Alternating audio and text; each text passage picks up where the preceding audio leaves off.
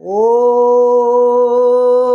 वक्रतुंड महाकाय सूर्यकोटि समप्रभ निर्विघ्नं कुरु मे देव सर्वकार्ये सुसर्वदा सर्वकार्ये सुसर्वदा। ओम वसुदेवं सुतं देवं कंसचाणूरमर्दनं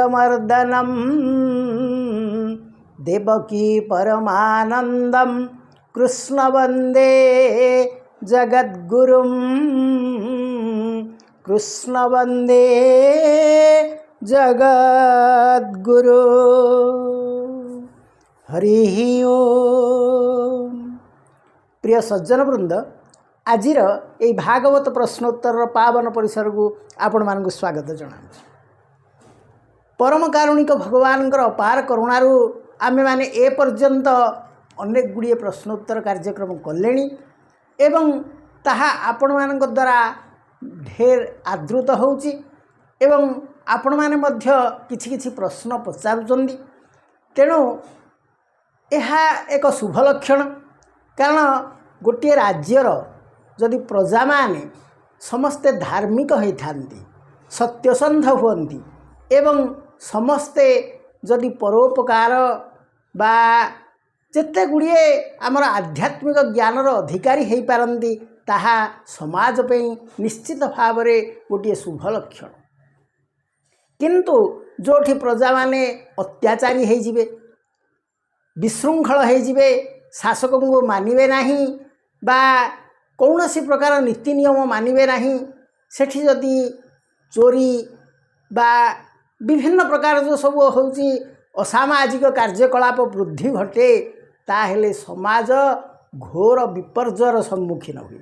किंतु जदि प्रत्येक व्यक्ति टिके आध्यात्मिक चिंताधारार रहिबे ताहेले सेमानंकर प्रत्येक कार्यक्रम श्रृंखलित हब, समस्ते समस्त को भल पाइबे एवं स्नेह आदर एभली भाव में जदि भाव सब सृष्टि हब, परोपकार भाव सृष्टि हब, ताहेले ए समाज गोटे आनंदमय समाज भाव में गठित। तेबे आमे एई जो आध्यात्मिक भावर जो प्रश्नोत्तर गुड़िक कार्यक्रम करुचे ता मध्यरे आमे भागवत को टिके विशेष भाव में बुझापी चेष्टा करुचे एवं आमर चिंता चेतना को टिके विस्तारित करने चेष्टा करुचे। ताहेले आजिर प्रश्नोत्तर कार्यक्रम आरंभ करिबा। एथिरे आज 12टी प्रश्न रही एवं सेगुड़िक मध्य खूब तत्व संबलित प्रश्न जहाँ विभिन्न बंधु मान पाखुर आसीची तार उत्तर मध्य आमे देवाई चेष्टा करिबा। तेबे आजिर प्रश्नोत्तर कार्यक्रम को वर्तमान आरंभ करिबा। प्रथम प्रश्न होची जगन्नाथ दास केउ शताब्दीर भक्त कवि भावे परिगणित हुअन्ति? ये भला प्रथम प्रश्न। द्वितीय प्रश्न होची प्राचीन कालर पंचसखा बोली काहांकु कुहा जाए? तृतीय प्रश्न होची चतुर्थ स्कंध को भगवान केउ अंग बोली कुहा जाए? तेबे एई जो प्रश्न गुड़िक मु कहूछि जदि आपण माने तार उत्तर जानिचंदी ताकु टिके टिपि नै थिबे एवं जेतेले पुणी उत्तर मु कहिबी ता सहित मिलै देबे, केते ठीक केते भूल ताहा आपण निजे जानि पारिबे। तेबे आमर तृतीय प्रश्न थिला चतुर्थ स्कंध को भगवान केउ अंग बोली कुहा जाए? चतुर्थ प्रश्न होची श्रीकृष्णंकर अन्य गोटे ना होची वासुदेव, ताहेले तांकर नाटी वासुदेव काहे? पंचम प्रश्न जड़े बंधुओं ठारू आसी ए प्रश्नटी से पचारिचंदी जे राधा को राधा राणी बोली काहे कुहा जाए? जदि आपण माने ए प्रश्नर उत्तर जानिचंदी ताहेले टिके किछि लिखि देइथिबे, आमे एतले कहिबा उत्तर ता सहित आपण मिलेगिरी देखि नेबे। षष्ठ प्रश्न होची आमे साधारणतः जो उत्सव गुड़िक पालन करें से शिव विवाह राम विवाह बा राम विवाह एभली भाव बा श्रीराम विवाह बोली कहुए किंतु रुक्मिणी विवाह बोली कहीं कहुए ए प्रश्न मध्य जड़े बंधु पचार तेणु जदि पुरुष देवता मानक नाँ गुड़िए विवाह अच्छी तेबे देवी नाँ विवाहटी कहीं ए प्रश्न से पचार जदि आपण मैंने जानते तार उत्तर लिखिथे। सप्तम प्रश्न होची राधांक नाम भागवत रे नाही कहीं ए कथा मध्य जड़े बंधु पचार। अष्टम प्रश्न होची साधुंकर लक्षण कौन ए कथा आपण जदि किसी जानती साधुंकर लक्षण कौन तो से संपर्क में आपण मध्य टिके लिखिने।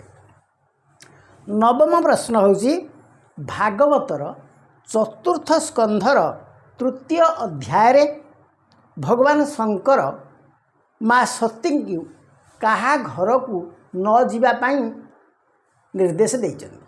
से कहिछन्ति जे एई भलिया लोकंग घर को जीव नाही ताहा कौन। दशम प्रश्न होची असाधु व्यक्तिर स्वभाव संपर्क रे भागवत रे कौन कहा जाइछि।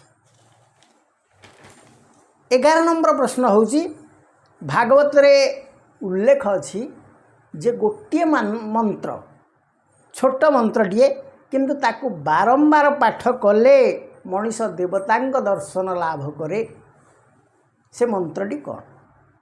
12 नंबर प्रश्न होची ए जो मंत्रटी कथा भागवत रे उल्लेख अछि ए मंत्रटी किए काहाकू कहिथिले एवं किए से मंत्र उच्चारण करी भगवान का दर्शन पाइथिले। ए हेला हमर 12टी प्रश्न। ए प्रश्न गुड़िकर उत्तर आमे परवर्ती पर्याय कहिबा।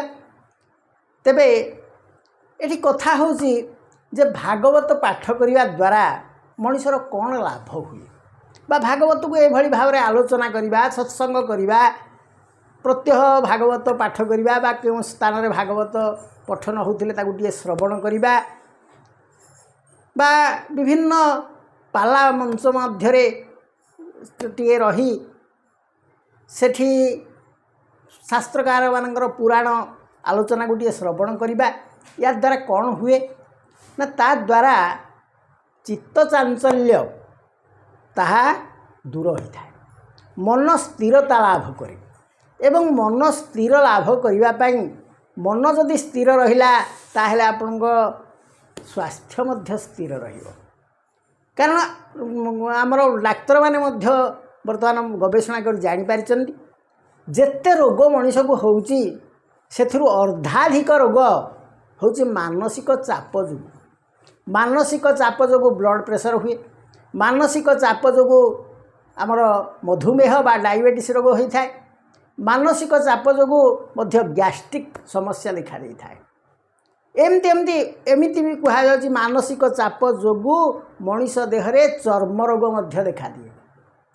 तेणु एभली बहु रोग जहाँकि मानसिक चाप जो ताहा सृष्टि होता है किंतु जदि जड़े मनीष मन को स्थिर रखे मन को शांत रखे मन को पवित्र रखे ताहेले ता देहरे अनेक रोग प्रवेश करि परिबो ना। यह मध्य सिद्धांत रे उपनीत होइचंदी बहु डाक्तर बा वैज्ञानिक मान। तेणु मन को स्थिर रखिया पे हेले आमर ये धर्मशास्त्र गोटे पढ़िया पड़ो।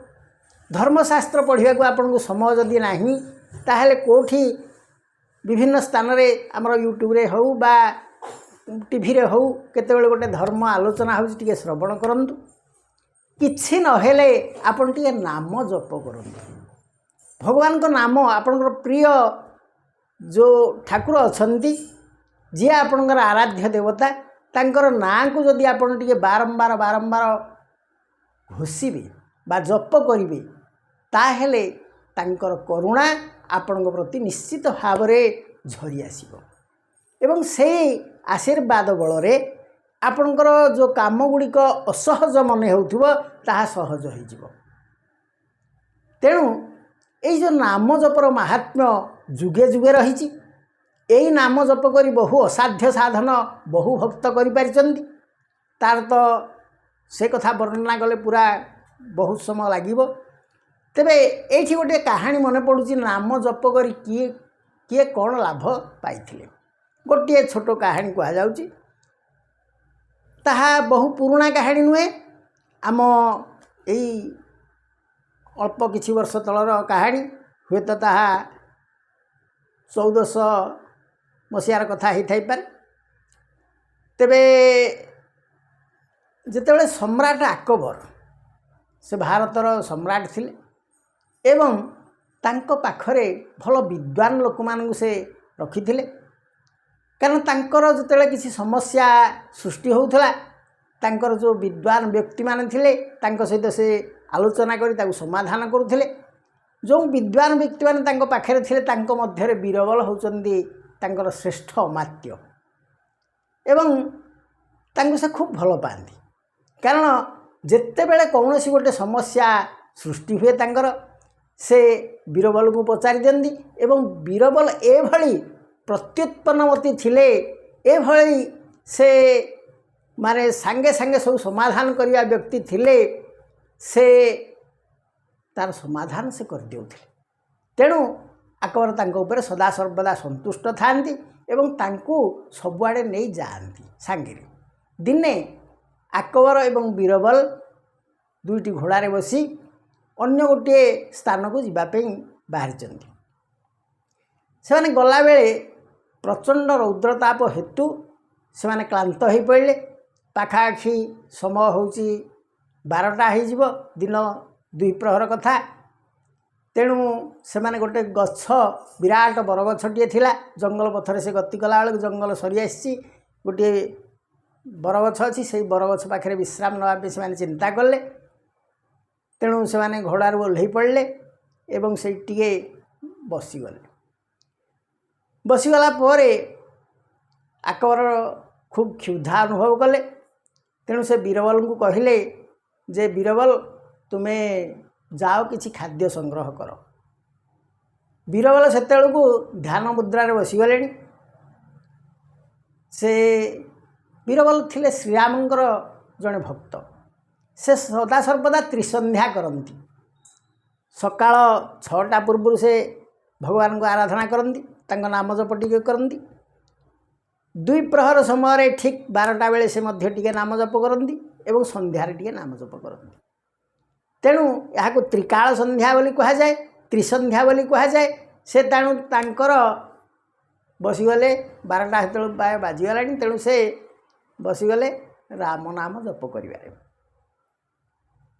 अकबर बड़ विरक्ति हेले कहले अच्छा बीरबल तुम्हें बर्तमान जो नाम जपरे बसीगले से जानती ये राम को भक्त, से नाम जप बर्तमान कले मैंने आइले उठिबेनी। से कहले ये जो राम नाम जप कल नाम भगवान श्रीराम बोली कहूच एवं तांको नाम जप करुच। अच्छा से तुमको ये खाइबा को देबे कि? आमे खाइबा बर्तमान 2 जन जाक भोकिला हो गले। पाखु जाकि किसी गोटे खाद्य संग्रह करवा ना ये बसी नाम जप करूँ। अरे गोटे खाद्य संग्रह आम करने आमर सामर्थ्य दरकार, आमर बुद्धि दरकार, आमे परिश्रम को दरकार। ये सब हेले सिना खाद्य आसब। आ तुम ये बसी नाम जप कले खाद्य आसीज ना। ये सब कही विरक्ति ही अकबर घोड़ाटी धरी चलिए। से कारण अतिशय क्षुधा अनुभव करुले। तेणु से किछि बाट आगू गले।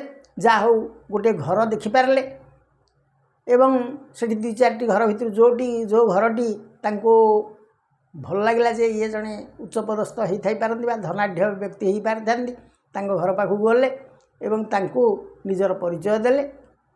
आउ कहले आम बर्तमान खूब क्षुधार्त, आमको किसी खाइबा को दियंतु।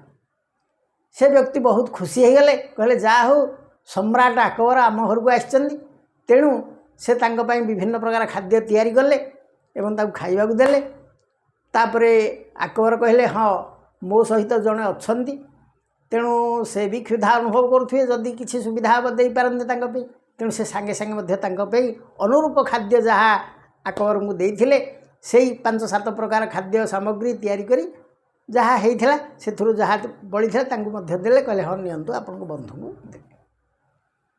अकबर से सब खाद्यद्रव्य धरी आसी पहुँचीगले एवं बीरबल सेतेबेलू तांकर नाम जप सारीदे से बसचंदी अकबर आसी पहुँचीगले कहले निय खाइब निय आ तुम्हें उद्यम करनी कि ना बसी रही ये बस नाम जप कले तो मन खाद्य आसीज ना देख ये मुझे गली सेठी से लोक मान कहली कहीकि खाद्य तैयारी कर धरिकी आसली निय खा गरम गरम खाद्य खा तुम्हें खाली अलसुआ हो बसी आ मु नाम जप करुँ नाम जप कले मिल कौन अकबर कथा शुणिले तांकर उपहास को बीरबल आदौ खातिर कले से सब खाद्य गुड़िक खाइले एवं खाई सी कहले महाराज भारी तृप्ति लगिला ना हाँ तृप्ति लगभनी मुझे दौड़ी हेठी कही रोषे कर खाया देली भारी तृप्ति लगिला कथा टे कहल ए नाम जप कले ये मिल कौनटा मिलता ना आज्ञा आप कि बुझीपारे ना कौन आ बुझार रहा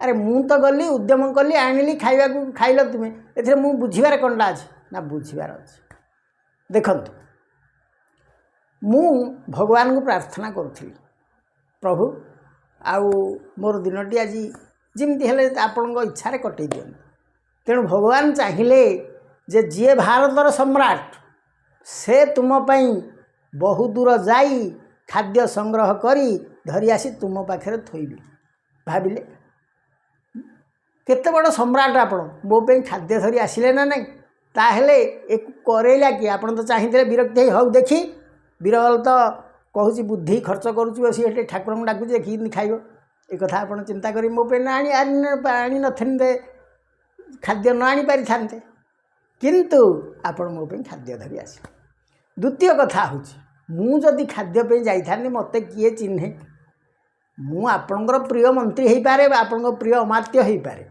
किंतु मत चिन्ह किए किंतु सम्राट अकबर को किए न चिन्हे तेणु आपण ना कहू कहू लोक मैंने आपको एत गुड़िए खाद्य देले तेणु आपण उद्यम ठीक मो उद्यम भी ठीक कारण मो भगवान मत चिंता कले ये कौन उपास रही खाद्य मुझे तैयारी करदेवी तेणु से खाद्य तैयारी करी मो पाक पठेदे देखु जदि भगवान को करुणा न था हुए तो से कही था आम घरे आउ बेसी खाद्य ना आम आपण जहाँ तैयारी करूँ आउ अधिक लोक हेबन कहीपरि था किंतु मो पे भगवान एते करुणामय मु तांको ना जेहेतु जपुची मो पे मध्य खाद्य आसीगला अकबर भाविले सत ये जहाँ कहते ठीक कथा कारण अकबर धर्मांधन थिले से सबु धर्म को मिसई गोटे धर्म तैयारी करथिले ता ना दीन इलाही बोली कहा जाए तेणु सी ए कथा को मध्य विश्वास कले हाँ सतरे भगवान को जदि आम नाम जप करवा आमर कार्य गुड़िक सुगम भाव सुसंगठित भाव ताहा हेजिब एवं ताहा निरापद भाव संपन्न हो तेणु सतरे देख बीरबल मु एते बाट गली आसिली खरारे गली आसिली किंतु तुम्हें ये गछ छाई बसी खाद्य खाइल मु परिश्रम करी खाद्य खाइल तेणु नाम जपर निश्चित महात्मा अच्छे तेणु प्रिय सज्जन वृंद आपण मैंने जितेबले समय होउची टिके भगवान का नाम जप करंतु एवं आपणकर जी प्रिय जो ठाकुर को आपण भल पाती तांको टिके स्मरण करंतु कारण जमती आमर गोटे कथा अच्छी नगले न आसिले कुटुंब पर जदि आपण निज बंधु बांधव मान आदौ केबे जीवे नाही ताहेल तांको सहित जदि संपर्क रखिबे नाही हठात तांको जदि गोटे फोन करेंगे से हुए तो आपण फोन को ग्रहण कर न पारंती तेणु सेमती आम जदि भगवान सहित आम संपर्क रखि ताहेले जितेबले आम डाकिबा प्रभु मोर ये कामटी केमती हो जाऊ तांकर करुणार बारी प्रवाहित हो आसीबो एवं कामटी सुसंपन्न हो ताहेले आजिर प्रश्न उत्तर कार्यक्रम आरंभ करिया प्रथम प्रश्न होची जगन्नाथ दास केउ शताब्दीर भक्त कवि भाव में परिगणित हुअन्ति जगन्नाथ दास 16 शताब्दीर भक्त कवि भाव में परिगणित हुअन्ति एवं से समय जो धर्मग्रंथ रचना करथिले आमर परमशास्त्र भागवत ताहा घरे घरे समस्त घरे पूजित होउछि एवं ताहा पठित होउछि तेणु 16 शताब्दीर श्रेष्ठ भक्त कवि थिले ଜଗନ୍ନାଥ ଦାସ। ତାହେଲେ ଦ୍ୱିତୀୟ ପ୍ରଶ୍ନ ହେଉଛି ପ୍ରାଚୀନ ପଞ୍ଚସଖା କିଏ? ସେଇ 16ଶ ଶତାବ୍ଦୀରେ ଯେଉଁ ପଞ୍ଚସଖା ଆମର ଭକ୍ତି ରସକୁ ରସାୟନିତ କରି ବିଭିନ୍ନ ଗ୍ରନ୍ଥ ରଚନା କରିଥିଲେ, ସେ ପଞ୍ଚସଖା ହେଉଛନ୍ତି 1ରେ ଜଗନ୍ନାଥ ଦାସ, 2ରେ ବଳରାମ ଦାସ, 3ରେ ଶିଶୁ ଅନନ୍ତ ଦାସ, 4ରେ ଅଚ୍ୟୁତ ଦାସ, 5ରେ ହେଉଛନ୍ତି ଯଶୋବନ୍ତ ଦାସ। ତେଣୁ ଇଏ ହେଲେ ପଞ୍ଚସଖା। ତୃତୀୟ ପ୍ରଶ୍ନ ଥିଲା ଚତୁର୍ଥ ସ୍କନ୍ଧକୁ ଭଗବାନଙ୍କର କେଉଁ ଅଙ୍ଗ ବୋଲି ବର୍ଣ୍ଣନା କରାଯାଇଛି? ଆମର ଯେଉଁ ଦ୍ୱାଦଶ ସ୍କନ୍ଧ ଅଛନ୍ତି ତାହା ଭଗବାନଙ୍କର 12ଟି ଅଙ୍ଗ ବୋଲି ସୂଚାଇ ଦିଆହେଇଛି। ସେଥିମଧ୍ୟରୁ ଚତୁର୍ଥ ସ୍କନ୍ଧ ଯାହା ଏବେ ଆମେ ପାଠ କରୁଛେ ତାକୁ ଭଗବାନଙ୍କର କଟି ବୋଲି କୁହାଯାଉଛି ବା ଅଣ୍ଟା ବୋଲି କୁହାଯାଉଛି। ତାପରେ ଚତୁର୍ଥ ପ୍ରଶ୍ନ ହେଉଛି ଶ୍ରୀକୃଷ୍ଣଙ୍କର ଅନ୍ୟ ଗୋଟିଏ ନାମ ବାସୁଦେବ ବୋଲି କାହିଁକି କୁହାଯାଇଛି?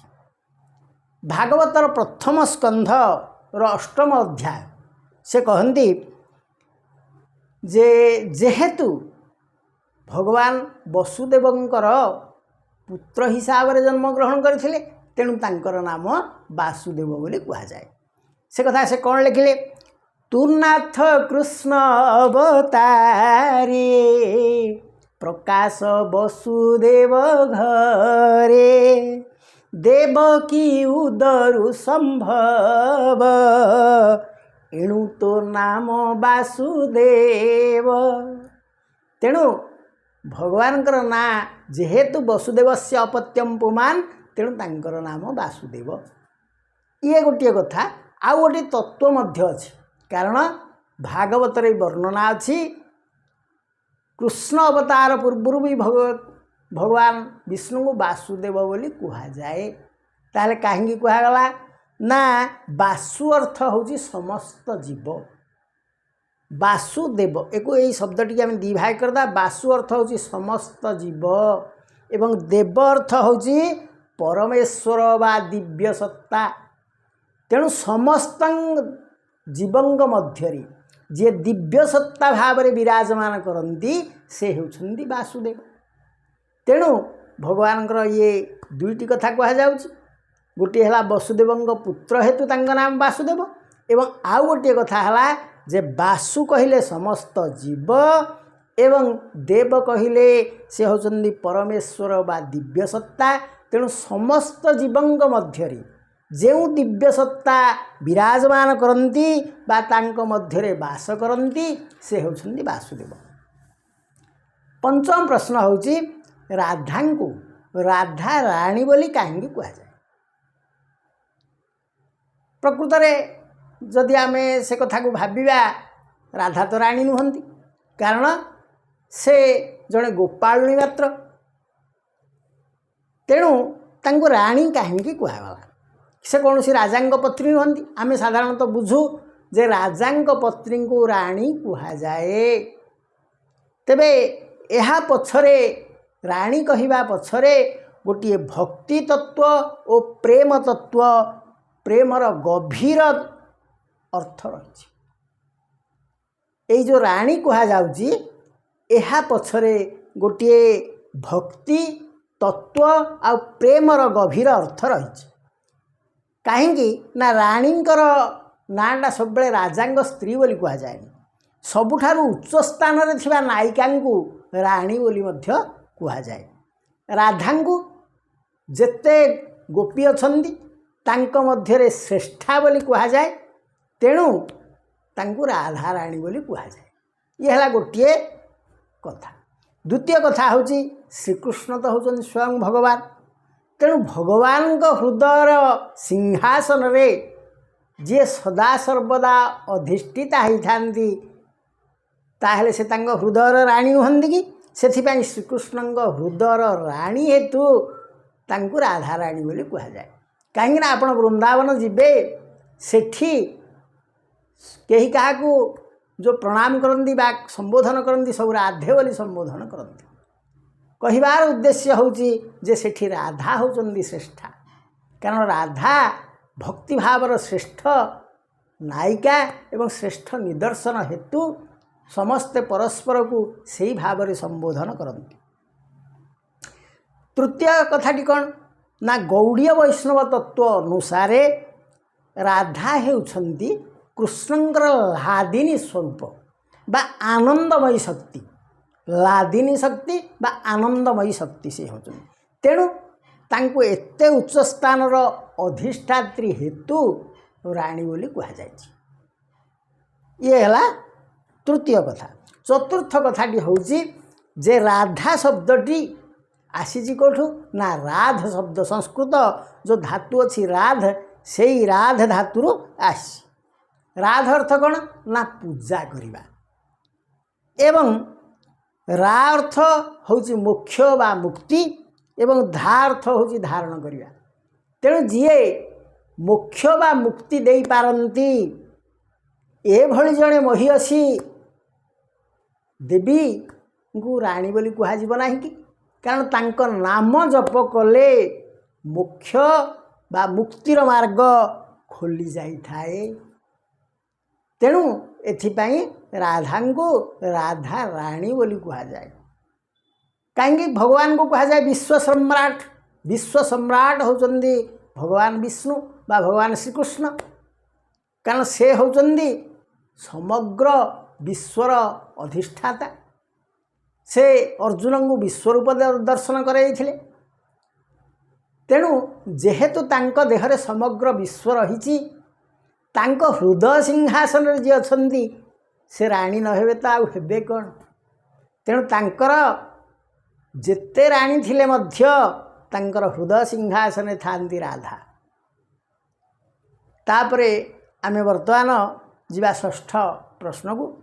षष्ठ प्रश्नटी होची जे शिव विवाह बोली कहा जाए राम श्रीराम विवाह बोली कहा जाए मात्र रुक्मिणी विवाह बोली कहा जाए कहीं गोटे तिथि आमर अच्छी जे रुक्मिणी विवाह एटा कहीं कहा जाए। श्रीकृष्ण विवाह तो कहा जाई पारिथांता। ते प्रश्न जड़े बंधु मन में उठी ताहार उत्तरटी है जे भगवान शंकर विधि विधान सहित माता पार्वती को विवाह करथिले। पुरुषोत्तम श्रीराम शिवधनु भंग करी विधि विधान सहित माँ सीता को विवाह करथिले। तेबे एई दुई जो ठाकुर आमर अछंती तांकर जो पत्नी माने अछंती से गोटिए गोटिए पत्नी। भगवान शंकरंकर पत्नी होचंदी माँ पार्वती एवं पुरुषोत्तम श्रीरामंकर पत्नी होचंदी माँ सीता। तांकर गोटिए गोटिए पत्नी तेणु तांकर थरे लेखे विवाह होइथिला। किंतु भगवान श्रीकृष्णंकर बहुबार विवाह होइछि। 16,108 राणी बोली तांकर कहा जाती। ताहेले एते जेहेतु से विवाह करचंदी श्रीकृष्ण विवाह कहले केही बुझी परिबे नै को राणी की से एठी बाहर। किंतु रुक्मिणी जेहेतु श्रीकृष्णंकर अतिशय अनुरक्ता थिले तांकर पिता एवं तांकर भाई रुक्मिणींकर विवाह शिशुपाल सहित करदेवाई बसथिले। किंतु शिशुपालंकर प्रकृति खराब थिला। तांकर स्वभाव नष्ट चरित्र से थिले एवं तांकर आसुरिक स्वभाव थिला। सेथिपाई माँ रुक्मिणी तांको विवाह करिया पई इच्छा प्रकाश करुनथिले। किंतु से भगवान श्रीकृष्णंकर समस्त कार्यकलाप से मुग्ध होइथिले। तेणु से मने मने भगवान श्रीकृष्ण को विवाह करिया पई चिंता करथिले। सेथिपाई से जने ब्राह्मण हाथ में गोटे पत्र श्रीकृष्ण पाखु लिखिथिले जे मोर विवाह से माने मोर इच्छा विरुद्ध रे शिशुपाल सहित करदेवाई जाउचंदी। आपण मते एथुर उद्धार करंदु एवं मते ग्रहण करंदु। तेणु माता रुक्मिणी की श्रीकृष्ण आसी तांकर विवाह मंडपरू नहीं जाइथिले एवं तांको विवाह करथिले। तेणु एठारे माता रुक्मिणींकर जो भक्ति जो श्रद्धा जो आनुगत्य एवं तांकर जो प्रेम भाव यहाकू गुरुत्व देवाई जाई एठी रुक्मिणी विवाह बोली कहा जाए। ताहेले सप्तम प्रश्न होची राधांक नाम भागवत रे नाही काहींकी एकथा जड़े बंधु मध्य पचारिचंदी। तेबे भागवत होउची गोटे भक्ति रसर ग्रंथ। एठी देखिए अनेक भक्तों कथा कहुई, अनेक तत्व कथा कहुई, किंतु राधाकृष्णंकर प्रेम होची अत्यंत रहस्यमय। से कथा को आमर अभिमन्यु सामंत सिंहार लिखि नांदी कि अप्राकृत प्रेम मूर्ति जय राधा हरि, अव्यक्त लीला को व्यक्त कर अवतरी, आदि अनादि कारण सगुण निर्गुण, आत्मा राम सनातन ब्रह्म निरूपण, ईश्वर स्वतंत्र स्वयं भगवान तुही, इष्टभीष्टद दयानिधि भाव ग्राही। तेणु अप्राकृत प्रेममूर्ति जय राधा हरि से कहते कहीं ना राधा एवं कृष्णंकर प्रेम प्राकृत प्रेम नुहे, ये जो साधारण प्रेम जहाँ करा जाए से कथा नुहे, बा ये सामाजिक जो पारंपरिक बा आमे जो देखुचे जानुचे से सब नुहे, ताठू ताहा बहु ऊर्ध्वरे ताहा अत्यंत रहस्यमय। तेणु जेतेबेले वेदव्यास संस्कृत भागवत रचना मध्य करिसेंती, तेणु से भाव को से गुप्त रखिथिले, कारण से चाहूले सरल सावलील भाव लोक मानू ए भागवत ग्रंथ मु प्रदान करी। तेणु ता भितरे जो गूढ़ तत्व राधाकृष्णंकर प्रेमर वर्णना ताकू से देई नाहंती। तेबे आउ गोटे कथा कहा जाउची जे जेतेबेले भागवत सुखदेव गोस्वामी वर्णना करुथिले, सेतेबेले राधांक नाम कहवाकू चिंता करुथिले, से अतिशय भाव विह्वल हो जाउथिले एवं से मध्य मूर्छा हो जाउथिले।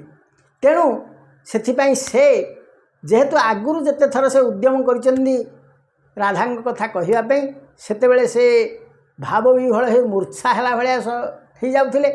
किंतु तांक हाथ थिला गोटे कथा जे 7 दिन मध्यरे से परीक्षित को भागवत शुणेबे। तेणु जदि मझिरे मझिरे से मूर्छा जीवे भारी ताहले तो समय अतिक्रांत हो भागवत कहिबे केतेबेले। तेणु से राधांक भाव को एठी गोपन रखिले। तेणु तांकु सीधा सड़क राधांक कथा न कही गोपी बोली से कहिचंदी एवं सेमानंकर से लीला को से किछिटा वर्णना करचंदी। तापरे तृतीय कथाटी होउची परीक्षित जेहेतु मृत्यु पूर्व भागवत शुणुथिले, तेणु तांकु राधाकृष्णंक अप्राकृत प्रेम संपर्क में वर्णना देवाई सुखदेव चाहू नथिले। चतुर्थ कथा होउची जे अवश्य राधांक कथा परवर्ती समय ब्रह्मवैवर्त पुराण अच्छी, अन्य ग्रंथ मानकर मध्य राधांक कथा अच्छी, किंतु भागवत रे एई जो सीमित समय मध्य से भागवत कहले ता भितरे ए परि भाव को वर्णना करिया पई से इच्छा प्रकाश करि नथिले। पंचम कथाटी होउची जे जगन्नाथ दास राधाष्टमी रे जन्म ग्रहण करथिले, तांकठारे मध्य राधा भाव बहु भाव रे थिला। से हुए तो राधांक कथा लिखि पारि छांती, किंतु से जेतेबेले राधांक कथा भाबुथिले सेतेबेले से आत्मविस्मृत हो जाउथिले, कारण तांक देहरे राधा भाव थिला। कारण गोटे कथा लक्ष्य करिवे जे जगन्नाथ दास सीधा सड़क संस्कृत भागवत को अनुवाद करि नाहंदी, केतेक स्थल रे से टिके परिवर्तन करिसेंती। तेणु से परिवर्तन करि पारि थान्ते, किंतु जेहेतु से राधाष्टमी रे जन्म एवं तांक देहरे राधा भाव थिला, तेणु से मध्य राधांक नाम लिखिया पई चाहिना। तेणु एइथिपाई भागवत रे राधांक कथा नाही। अष्टम प्रश्न होउची साधुर लक्षण कौन, साधु किए, ए प्रश्नटी जने बंधु पचारिचंदी। तेणु आमे जानिचे अति पिला दिन छोटो जेतेबेले आमे पढुथिले वर्णबोध सेथिरे थिला कोन साधुर लक्षण ईश्वर भक्ति दुग्धपान कले बढ़ई शक्ति। तेणु साधु किए आमे साधारण भाव में गोटे भाव दे थाए समस्त को जे जीए भगवान को भक्ति करे से होची साधु। तेबे आउ टिके जेतेले आमे बड़ हो जाउचे भागवत कारक आमको टिके सूचना दउछन साधु किए दंडी बा शक्ति जार थाई से जेबे क्षमा चरई साधुंक श्रेष्ठ से ही नर सुख दुख रु सेवाहार। तेणु साधुर लक्षण गोटे अच्छी जे से जदि दंड दबार क्षमता अच्छी ताहले से बेले बेले क्षमा आचरण करने उचित। जदि से क्षमा आचरण कले से साधु बोली परिगणित हो। जेतेबेले अश्वस्थमा तांकर ब्रह्मस्वर द्वारा 5 पांडवंग कुमर तांकर संतान मानक मारी देइचंदी सेतेबेले अर्जुन अश्वस्थमा को बांधिक आनी द्रौपदी पाखे ठिया कर कहे कौन दंड दब तुम्हें दियो तुम पुओ मान चंडाल मारी से कहले ना ताकू मारिदेले कौन हम मुझे क्षमा करदे। तेणु ये हूँ साधुर लक्षण कारण से कहले जदि मु तो बर्तमान पुत्र वियोगर कष्ट पाउची पुणी मु जदि एकू मारिदिए ता माँ मध्य पुत्र वियोगर कष्ट पाइब। तेणु से तो ता मार गोटे मात्र संतान से कष्ट भोगिब से मु चाहूना। एहीपरि भाव जो माने उच्च पदरे थांती जदि कौन सी तल कर्मचारी किसी गोटे भूल करदेला ताकू सांगे सांगे दंड दबा बा ताकू दरा बंद करदे इनक्रीमेंट बंद करदे जेकोसी गोटे करी ये सब करदेवा अपेक्षा ताकू थरे दुई थर क्षमा देवा उचित। क्षमा देले से तांकर महत् गुण देखी दे पारथांती। तापरे कौन कहले तेणु जे क्षमतार थाए दंड देवार शक्ति थाए से व्यक्ति यदि क्षमा आचरण करे ताकू महत बोली कह जाए बा साधु बोली कह जाए। कारण दंड देवाटा बड़ कथा नुहे क्षमता तो अच्छी तुम्हें दंड देदेव किंतु निजर मानविकता को व्यवहार करी जदि दंड को लाघव करी क्षमा दि जाए ताहले समस्त ताकू धन्य धन्य कहते। तापर आउ गोटे कथा कहुच्छे साधु किए जे करे दीन उपकार से धर्म ज्ञानीकर सार दुख जे परित्राण करे संकट प्राणी की उद्धारे ता जन्म धन्य ए संसारे जे रहे पर उपकारे साधु जनक एही गति केबे हे धर्म न छाड़ती। तेणु साधु जनकर गति कि भली ना जे करे दीन उपकार जी दीन दरिद्र लोक मानकर किछि उपकार करे एवं जी दुख परित्राण करे दुखरु जी लोकन को रक्षा करे संकट प्राणी की उद्धार किए विपद पड़ी ताकू टिके मध्य रक्षा करे ता जन्म धन्य ए संसारे जे रहे पर उपकार परर जी उपकार करे सी होची गोटे साधु व्यक्ति से कथा कहला साधु जनक यही गति केबे हे धर्म न छाड़। तेणु आमे निज पे जो कर्म करुचे से सब होची कर्म किंतु अन्य पे जो कर्म करुचे ताहा होची धर्म। तेणु अन्य पे टिके साहाय्य करिबा टिके उपकार करिबा बा काहाकू टिके दुख दूर करिया पे चेष्टा करिबा पशु पक्षी कीटपतंग समस्त प्रति दया भाव करिबा बा ये जो प्रबल ग्रीष्म ऋतु पक्षी मान टिके पानी व्यवस्था करिया पशु मान टिके पानी व्यवस्था बा कौन टिके खाद्य व्यवस्था करिबा यही सब होची जड़े साधु व्यक्तिर लक्षण बा जड़े उत्तम व्यक्तिर लक्षण। पुनश्च एठी कहगला जे रहे पर उपकार पर होचंदी दी प्रकार पर होचंदी जे निज आपणार रहे अपरिचित हो बा निज परिवार ठो जो माने अलगा से माने हेगले पर किंतु ये पर भितर दी प्रकार अच्छा केतक पर अच्छा जो मैंने आपणकर कौन सी हानि लाभ मुंड खेलांती ना आउ गोटे पर अच्छा जी आपण शत्रु सी सब आपणकर केमती अनिष्ट हो ଆପଣଙ୍କର ମନ୍ଦ ଚିନ୍ତା କରୁଥିବା ବ୍ୟକ୍ତି ସିଏ ହେଲେ ଶତ୍ରୁ। ତାହେଲେ ଶତ୍ରୁ ଉପକାର କରିବା ଉଚିତ ନା ନାହିଁ? ଶାସ୍ତ୍ର କହିଲେ ଉପକାରୀ ସୁଜ ସାଧୁ ସାଧୁତ୍ୱେ ତସ୍ୟ କୋ ଗୁଣ ଅପକାରୀ ସୁଜ ସାଧୁ ସସାଧୁ ଉଚ୍ୟତେ ଜନେଇ। ତେଣୁ ଶାସ୍ତ୍ର କହିଲେ ସାଧୁର ଗୋଟେ ଅତି ଉଚ୍ଚତର ସୋପାନ ଅଛି। ସିଏ ହେଉଛି କ'ଣ ନା ଉପକାରୀ ସୁଜ ଉପକାରୀ ସୁଜ ସାଧୁ ସସାଧୁ ସାଧୁତ୍ୱେ ତସ୍ୟ କୋ ଗୁଣ। ଉପକାରୀ ସୁଜ ସାଧୁ ସାଧୁତ୍ୱେ ତସ୍ୟ କୋ ଗୁଣ।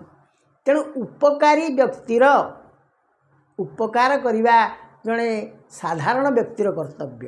ଅବଶ୍ୟ ଉପକାରୀର ଯେଉଁମାନେ ଉପକାର ସୁଝନ୍ତି ନାହିଁ ବା ଅପକାର କରନ୍ତି ସେମାନେ ହୀନ ପଦବାଚ୍ୟ, ଅମଣିଷ ପଦବାଚ୍ୟ ଏବଂ ସେମାନଙ୍କୁ ହୀନମତି, ପାଷାଣ୍ଡ, ସ୍ୱାର୍ଥପର ଏଭଳି କୁହାଯାଇପାରେ।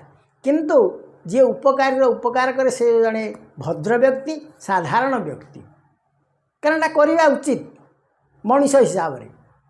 କିନ୍ତୁ ଯିଏ ଅପକାରୀର ଉପକାର କରେ ସେ ହେଉଛି ସାଧୁ ବ୍ୟକ୍ତି। ତେଣୁ ସେଥିପାଇଁ ଶାସ୍ତ୍ର କହିଲେ ଉପକାରୀ ସୁଜ ସାଧୁ ସାଧୁତ୍ୱେ ତସ୍ୟ କୋ ଗୁଣ ଅପକାରୀ ସୁଜ ସାଧୁ ସସାଧୁ ଉଚ୍ୟତେ ଜନେଇ। ତେଣୁ ସାଧୁର ଏଇଟା ହେଉଛି ଗୋଟେ ବଡ଼ ଲକ୍ଷଣ। ଅପକାରୀର ମଧ୍ୟ ସେ ଉପକାର କରିବା ଉଚିତ। ନମ୍ବର 9 ପ୍ରଶ୍ନ ହେଲା ଭାଗବତର ଚତୁର୍ଥ ସ୍କନ୍ଧର ତୃତୀୟ ଅଧ୍ୟାୟରେ ଭଗବାନ ଶଙ୍କର ମା ସତୀଙ୍କୁ କାହା ଘରକୁ ନ ଯିବା ପାଇଁ ନିର୍ଦ୍ଦେଶ ଦେଇଛନ୍ତି? ସେ କହିଛନ୍ତି ଯେ ଯେଉଁ ବନ୍ଧୁ ତୁମକୁ ଦେଖିଲେ ଆଦର କରେ ନାହିଁ, ସ୍ନେହ ଭାବ ତାର ନଥାଏ ବା ସେ କିଛି ସମ୍ମାନ ତୁମକୁ ଜଣାଏ ନାହିଁ, ସେଭଳି ବ୍ୟକ୍ତିକି ସେଭଳି ବ୍ୟକ୍ତିର ଘରକୁ ଆଦୌ ଯିବା କଥା ନୁହେଁ। ତେଣୁ କ'ଣ ଭାଗବତକାର ଲେଖିଲେ? ଯେ ପ୍ରାଣୀ ଅଭ୍ୟାଗତ ଦେଖି ବକ୍ରବଦନେ ବୁଝେ ଆଖି ବନ୍ଧୁ ହେଲେ ଜାଣ ତୁଇ ତା ଗୃହେ ଯିବା ନ ଯୋଗାଇ। ତେଣୁ ଭାଗବତ ଲେଖିଲେ ଯେ ଭଗବାନ ଶଙ୍କର କହୁଛନ୍ତି ମା ସତୀଙ୍ଗୀ ବୋଲି କହିଲେ ଯେ ପ୍ରାଣୀ ଅଭ୍ୟାଗତ ଦେଖି ବକ୍ରବଦନେ ବୁଝେ ଆଖି, ଯିଏ ବନ୍ଧୁଙ୍କୁ ଦେଖି ମୁହଁ ବୁଲେଇ ଦିଏ ବା ଚାହେଁ ନାହିଁ, ବନ୍ଧୁ ହେଲେ ଜାଣ ତୁହି ତା ଗୃହେ ଯିବା ନ ଯୋଗାଇ। ତେଣୁ ସେ ତୁମର ବନ୍ଧୁ ହେଇଥାଇପାରେ କିନ୍ତୁ ସେଭଳି ବନ୍ଧୁ ଘରକୁ ଆଦୌ ଯିବା ଉଚିତ ନୁହେଁ। କାରଣ ଏଠି ଅସମ୍ମାନ ମିଳେ, ଅପଦସ୍ଥ ହୁଏ ମଣିଷ ଏବଂ ଅପମାନିତ ହୁଏ। ତାହେଲେ ଏଇ କଥା ତ କହିଲେ। 10ମ ପ୍ରଶ୍ନ ହେଉଛି କ'ଣ ନା ଅସାଧୁ ସ୍ୱଭାବ ସମ୍ପର୍କରେ ଭାଗବତରେ କ'ଣ କୁହାଯାଇଛି? ଅସାଧୁ ବ୍ୟକ୍ତିର କାମ ହେଲା ସମସ୍ତଙ୍କୁ ହିଂସା କରିବା, ଈର୍ଷା କରିବା, ସମସ୍ତଙ୍କ ଠାରୁ ନିଜକୁ ବଡ଼ ବୋଲି ଦେଖେଇ ହେବା, ସେ ଟିକେ ଅହଙ୍କାରୀ ଏବଂ ଅତ୍ୟାଚାରୀ ଭାବ ମଧ୍ୟ ତାର ଥାଏ। ସେଇ କଥାକୁ ଭାଗବତରେ ଉଲ୍ଲେଖ କରି କ'ଣ କୁହାଯାଇଛି? ଅସାଧୁ ଜନଙ୍କ ସ୍ୱଭାବ ନିରତେ ଅସହଣୀ ଭାବ ସାଧୁଙ୍କ ସୁପୁଣ୍ୟ ସମ୍ପଦ ଦେଖିବ ହନ୍ତି ମନେ ଖେଦ ହିଂସନ୍ତି ତାଙ୍କୁ ଅକାରଣେ ହରିଙ୍କି ଜେହ୍ନେ ପୁଣ୍ୟ ଜନେ। ତେବେ ଅସାଧୁ ଜଣଙ୍କର ସ୍ୱଭାବ ହେଲା କ'ଣ ନା ନିରତେ ଅସହଣୀ ଭାବ। ସେ ଦେଖି ସହିପାରନ୍ତିନି କାହାକୁ। ଆପଣଙ୍କର କୋଠାଟିଏ ଗଲେ ସେ ଏଇ ଲୋକଟା କ'ଣ ଏଭଳି କରୁଛି ଦେଖେଇ ହେଉଛି, ଅହଙ୍କାର ଭାବ ଦେଖାଉଛି। ସିଏ ତା ଘର ନିଜେ ଖଣ୍ଡେ ତିଆରି କଲେ, ତାଙ୍କ ପରିଶ୍ରମ ତାଙ୍କ କଷ୍ଟଲବ୍ଧ ଧନରେ ସେ ତାଙ୍କର କଲେ, ତୁମେ ଏତେ ଅସହଣୀ କହି ତୁମେ ଦୁଃଖିତ ହେଇଯିବା ଦରକାର କ'ଣ? ବା ସେ ଯେତେବେଳେ କହିବେ ମୁଁ ଘରଟିଏ କରୁଛି, ଇଏ ତାଙ୍କୁ ବୁଝେଇବେ ନାଇଁ ନାଇଁ ଘର ତୁମେ ପାରିବନି, ତୁମେ ଘର କାହିଁକି କରିବ, ବରଂ ଯେଉଁ ପୁରୁଣା ଘରେ ଅଛ ସେଇଠି ଥାଅ। ଏଇଭଳି ଭାବରେ ସେମାନେ ଲୋକଙ୍କୁ ହାରାସ କରିଦେବେ ବା ନିରାଶ କରିଦେବା ଭାବ ତାଙ୍କର ଥାଏ। ବରଂ ତୁମେ ଗାଡ଼ିଟିଏ କିଣିଲ, ଆରେ ଏଇ ଗାଡ଼ିଟା କ'ଣ କିଣିଲ, ତୁମେ ଏତେ ବୟସରେ ହେଲା ଆଉ ତୁମେ କାର୍ ଚଲେଇ ପାରିବ? ତୁମର କେଉଁଠି ଆକ୍ସିଡେଣ୍ଟ କରିଦେବ। ତେଣୁ ଏଇଭଳି ଭାବରେ ସେ ତାଙ୍କର ଅସହଣୀ ଭାବ ଥାଏ। କାହିଁକି ନା ସେମାନେ ସାଧୁଙ୍କର ସୁପୁଣ୍ୟ ସମ୍ପଦକୁ ଦେଖି ବହନ୍ତି ମନେ ଖେଦ। ଜଣେ ସତ୍ ବ୍ୟକ୍ତି ସତ୍ ଉପାୟରେ से तार किसी उन्नति करुच्ची ताकू एमाने सह्य करि पारंती नाही। जो लोक माने सहନ୍ତି नाही से माने होउछन्ती असाधु। हिंसन्ति तांकू अकारणे हरिंकी जेन्हे पुण्यजने। तांकू बिना कारण जन को हिंसा करिबा एभଳି अनेक लोकंकर स्वभाव। कहीं से मन गोटे भाव जे मु हूँ बड़ मोठू कहीं बड़ हो पारे मोर अच्छी 2 महला कोठा गोटी एमाने कहीं से भली करें ना जदि कले हिंसा कले ये तेणु यही भाव जो व्यक्ति मानकर थाए से माने केमती ना हिंसन्ति तांकू अकारणे हरिंकी जेन्हे पुण्यजन। पुण्यजनर अर्थ एठी अनेक लोक हुए तो बुझीपारे किंतु पुण्यजनर अर्थ हूँ राक्षस बा असुर। आम ओडिया रे मध्य एमती गुड़िए शब्द अच्छी जहाँ को अनेक लोक साधारण भाव में बुझीपारे। तेणु पुण्यजनर अर्थ हूँ राक्षस। राक्षस मानकर काम कौन बा असुर मानकर काम कौन से बिना कारण रे हिंसाचरण करेंगे। मुनि ऋषि मैंने तपस्या कर यज्ञ कर आसी यज्ञ भांगीदेवे कि तुमर ए क्षति है कौन। तेणु स्वभाव हूँ दुष्ट चरित्र नष्ट चरित्र भ्रष्ट चरित्र ये माने होचंदी असुर। ए समाज रे एमती मध्य गुड़िए असुर अच्छा आप भावे ना प्राचीन काल असुर थे ना आजिकल असुर गुड़िए अच्छा जो मानकर स्वभाव से भाया हिंसा करने पर को बिना कारण रे ईर्षा करवा एगुड़िक आसुरिक स्वभाव। 11 नंबर प्रश्न हूँ भागवत रे उल्लेख अच्छी जे गोटे मंत्र अच्छी जहाँ को बारंबार पाठ कले मनीष देवता को दर्शन करें। से मंत्रटी कौन से मंत्रटी हूँ ओं नमो भगवते वासुदेवाय। एक कथा भागवत रे उल्लेख अच्छी। तेबे 12 नंबर प्रश्न हूँ यही मंत्र किए काहाकू देइथिले ओ किए यही मंत्र पढ़ी सिद्धि लाभ करथिले। यही मंत्रटी नारद ध्रुव को देइथिले एवं यह पाठ करी ध्रुव भगवान को दर्शन करथिले। एक कथा भागवत रे उल्लेख अछि। तेणु भागवतर 4th स्कंधर 8म अध्याय जहाँ लिखित अछि ताहा या हला कृपा अमृत आद्रवाणी आनंद मने ऋषि भणी। कृपा अमृत आद्रवाणी आनंद मने ऋषि भणी जननी वाक्य मार्ग तोर निश्चय हरिंकी आश्रय कर। ए मंत्र ध्यान करी स्थिर शुण कहिबा मंत्र सार। जे मंत्र पढ़ी 7 दिने पुरुष देव तांकु चिन्हे। जे मंत्र जपी 7 दिने पुरुष देव तांकु चिन्हे। ओं नमो भगवते वासुदेवाय ए मंत्र उपचार देव हृदय विष्णु को पूजीव। तेणु नारद ध्रुव कही तुम्हें यही मंत्रटी उच्चारण कर बारंबार उच्चारण कर काय मन वाक्य स्थिर करी ओं नमो भगवते वासुदेवाय उच्चारण कर भगवान तुम उपरे संतुष्ट ही दर्शन देवे। सतरे से है एवं यही मंत्र उच्चारण रे भगवान तांको दर्शन देते। तेणु प्रिय सज्जन वृंद आजिर ये भागवत प्रश्नोत्तर कार्यक्रम को ये आम सांग करवा। तेबे यही प्रश्नोत्तर कार्यक्रमटी आपको किपर लगिला एवं जो बंधु मैंने प्रश्न गुड़िक सब पचारि जदि तांकर उत्तर गुड़िक से पाइचंदी ताहेले सेमानकर मतामत जनइबे बा आपण मानक मन रे जदि आउ किछि प्रश्न थाए ताहेले आमको पचारिबे एवं आपण मेसेज रे देले आमे ताकू पाइलु एवं ताकू उत्तर देवा चेष्टा करिबा एवं एहा द्वारा आम भितरे गोटे आध्यात्मिक आलोचना मध्य चालू रहिबो। तेणु आमर ये कार्यक्रम जदि आपन भल लगी थाए आपन टिके लाइक करदेवे प्रिय परिजन पाखु टिके शेयर करदेवे एवं आपण मानकर सुचिंतित मतामत मध्य देवे। जय जगन्नाथ। ओ सर्वे भवन्तु सुखिनः सर्वे सन्तु निरामया सर्वे भद्राणि पश्यन्तु मा कश्चित् दुःखभाग् भवेत्। हरिः ओम्।